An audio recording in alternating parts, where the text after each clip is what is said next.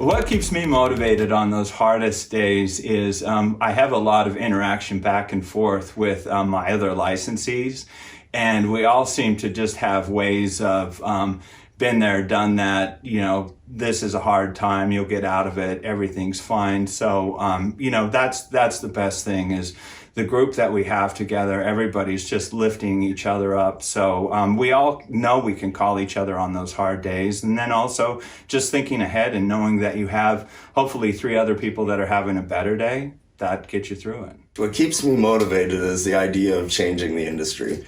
And you're doing it for someone else. You're not doing it for you.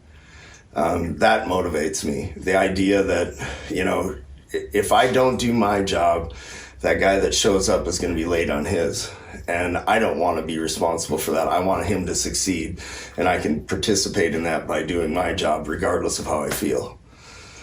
So that's exciting, and that keeps me motivated on those bad days. What keeps me motivated on hard days would be knowing that we're going in a totally new direction and making everybody else's jobs easier and trying to keep the industry going forward, and being part of that means a lot, making everybody's jobs easier, faster, and better. Makes everything nice.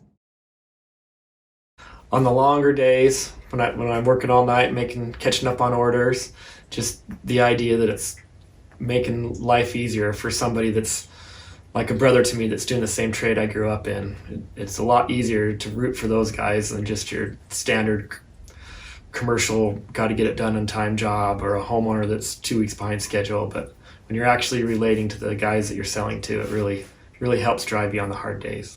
It's nice to see the same guys coming back, that's for sure.